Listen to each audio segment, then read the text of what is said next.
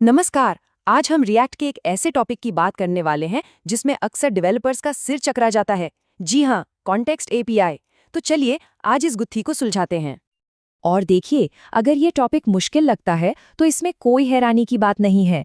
हमारे सोर्स बताते हैं कि ये कॉन्सेप्ट इतना पेचीदा माना जाता है कि इसे समझाने के लिए खास तौर पर एक्सपर्ट्स को बुलाया जाता है।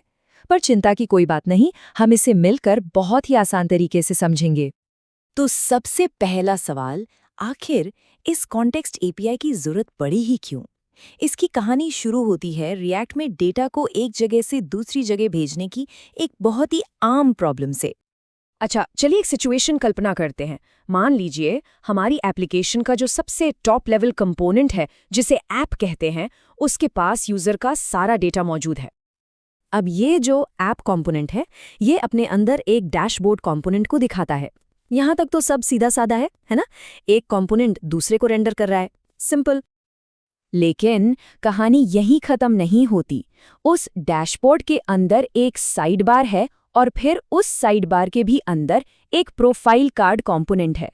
मतलब कंपोनेंट के अंदर कंपोनेंट की एक लंबी चेन। और अब आती है असली मुश्किल। वो जो सबसे अंदर सबसे गहराई में प्रोफाइल कार्ड कंपोनेंट है ना, उसे उस यूजर डेटा की जरूरत है जो सबसे ऊपर ऐप कंपोनेंट में रखा हुआ है। तो अब सवाल ये उठता है, डेटा तो है टॉप फ्लोर पर और चाहिए उसे बेसमेंट में। तो इस डेटा को इतने सारे लेवल्स के आर पार नीचे तक पहुंचाया कैसे जाए? इस प्रॉब्लम को सॉल्व करने का जो सबसे पहला तरीका दिमाग में आता है, वो अक्सर कोड को और ज्यादा उलझा देता है। चलिए इस तरीके को समझते हैं, जिसे टेक्निकल भाषा में प्रॉप ड्रिलिंग कहते हैं। तो प्रॉप ड्रिलिंग का सीधा सा मतलब है डेटा को एक पेरेंट से बच्चे तक पहुंचाना, लेकिन उन कंपोनेंट्स के जरिए जिन्हें खुद उस डेटा से कोई लेना देना नहीं है। ये कुछ ऐसा है जैसे कोई जरूरी सामान पहुंचाना हो और बीच में कई लोग उसे बस हाथों हाथ आगे बढ़ा रहे हों, जबकि उन्हें पता भी नहीं कि उसमें है क्या। यहाँ पर देखिए, दो रास्ते साफ दिख रहे हैं। एक तरफ है प्रॉप ड्रिलिंग का ये उलझा हुआ रास्ता, जहां डेटा बेवजह एक कंपोनेंट से दूसरे कंपोनेंट में घूम रहा है।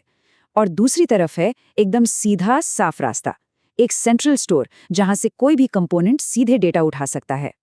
और बस यहीं पर एंट्री होती है रिएक्ट के अपने हीरो की, कॉन्टेक्स्ट एपीआई की। ये प्रॉप ड्रिलिंग की जो समस्या है ना, उसका एक बहुत ही शानदार बिल्ट इन सोल्यूशन है। इसको ऐसे समझिए कि हम एक ग्लोबल डेटा का खजाना बना रहे हैं। अब कोई भी कंपोनेंट, चाहे वो कंपोनेंट ट्री में कितना भी नीचे क्यों न हो, सीधे इस खजाने से अपना डेटा ले सकता है, बिना किसी बिचौलिए के। और इसे इस्तेमाल करना बस 3 स्टेप्स का खेल है। स्टेप 1, क्रिएट कॉन्टेक्स्ट से हम एक कॉन्टेक्स्ट मतलब एक तरह का चैनल बनाते हैं।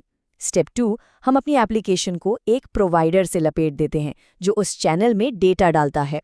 और स्टेप 3, कोई भी कंपोनेंट कहीं भी यूज कॉन्टेक्स्ट हुक का इस्तेमाल करके उस चैनल से सीधे डेटा निकाल लेता है। बस। चलिए, बहुत हुई थ्योरी, अब इसे एक्शन में देखते हैं। सोर्स में एक सिंपल लॉगिन सिस्टम का उदाहरण दिया गया है, उसी से समझते हैं। तो सिचुएशन ये है, एक लॉगिन कंपोनेंट है और एक प्रोफाइल कंपोनेंट। लॉगिन को यूजर का डेटा प्रोफाइल तक भेजना है, लेकिन ये दोनों एक दूसरे से सीधे जुड़े हुए नहीं हैं। तो देखिए होता क्या है, लॉगिन कंपोनेंट बस कॉन्टेक्स्ट से मिले एक फंक्शन यूजर सेटर को कॉल करता है और यूजर का नाम हमारे उस ग्लोबल खजाने में पहुंच जाता है। और दूसरी तरफ प्रोफाइल कंपोनेंट यूज कॉन्टेक्स्ट का इस्तेमाल करके सीधे उस ग्लोबल स्टोर से यूजर का डेटा पढ़ लेता है और स्क्रीन पर दिखा देता है। देखा, कोई प्रॉप ड्रिलिंग नहीं, कोई झंझट नहीं। चलिए अब एक और मजेदार और थोड़ा एडवांस्ड उदाहरण देखते हैं, जो असल प्रोजेक्ट्स में बहुत काम आता है। एक थीम स्विचर बनाना। यहाँ हमारा मकसद ये है कि सिर्फ एक बटन के क्लिक पर पूरी की पूरी एप्लीकेशन लाइट और डार्क मोड के बीच स्विच हो जाए। ये ग्लोबल स्टेट को मैनेज करने का एक परफेक्ट केस है। और यहाँ एक बहुत ही काम की टिप दी गई है। एक कस्टम हुक बना लीजिए, जैसे यूज थीम। इससे क्या होता है कि सारा का सारा कॉन्टेक्स्ट का लॉजिक एक जगह छिप जाता है और हमारे कंपोनेंट्स को बस ये आसान सा हुक इस्तेमाल करना होता है। कोड एकदम साफ सुथरा हो जाता है। ये तस्वीर फर्क को एकदम साफ कर देती है। कॉन्टेक्स्ट के बिना थीम बदलने का मतलब है कई जगहों पर अलग अलग प्रॉप्स बदलना, एक उलझे हुए तारों के गुच्छे की तरह। लेकिन कॉन्टेक्स्ट के साथ आप बस एक सेंट्रल स्विच बदलते हैं और पूरी ऐप की लाइट एक साथ बदल जाती है। तो अब ये समझना जरूरी है कि स्टेट मैनेजमेंट की बड़ी दुनिया में कॉन्टेक्स्ट एपीआई की सही जगह क्या है। इसको ऐसे समझिए, रिएक्ट कॉन्टेक्स्ट एपीआई आपकी रोजमर्रा की कार है, ज्यादातर कामों के लिए बढ़िया। रिडक्स एक बहुत बड़ा ट्रक है जो बहुत भारी और जटिल सामान ढोने के काम आता है, मतलब बड़ी और कॉम्प्लेक्स एप्लीकेशंस के लिए।